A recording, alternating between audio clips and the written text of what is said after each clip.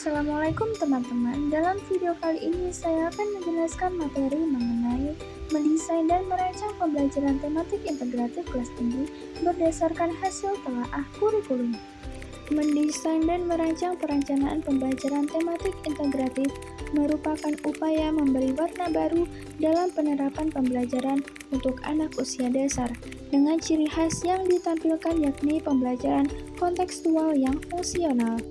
Next, ke langkah-langkah yang perlu dilakukan guru dalam pembelajaran tematik integratif. Yang pertama, memilih tema yang dapat disesuaikan. 2. Melakukan analisis surat keterangan lulus atau SKL, KI, dan KD, dan membuat indikator. 3. Melakukan pemetaan kompetensi dasar dan indikator dengan tema. 4. Membuat jaringan kompetensi dasar.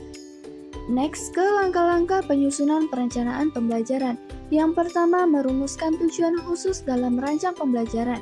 Tugas pertama seorang guru harus merumuskan tujuan pembelajaran mengandung nilai-nilai ranah kognitif, afektif, dan psikomotorik.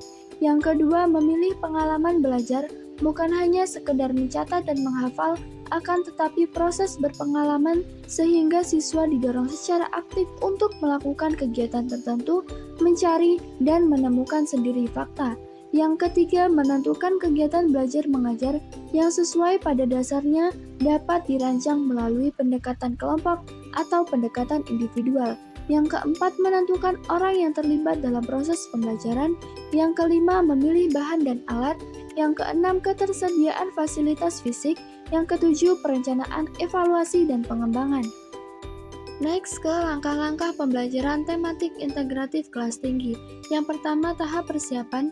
2. Pemetaan standar kompetensi dasar dan indikator dalam tema. 3. Cara penentuan tema dalam pembelajaran tematik.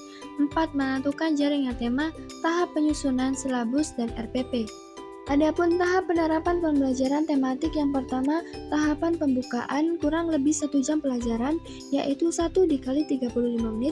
Yang kedua, tahapan kegiatan inti 3 jam pelajaran, yaitu 3 dikali 35 menit. Yang terakhir yaitu tahapan penutupan memerlukan 1 jam pelajaran, yaitu 1 dikali 35 menit. Dan yang terakhir yaitu pembelajaran tematik integratif kelas tinggi berdasarkan hasil dokumen kurikulum 2013.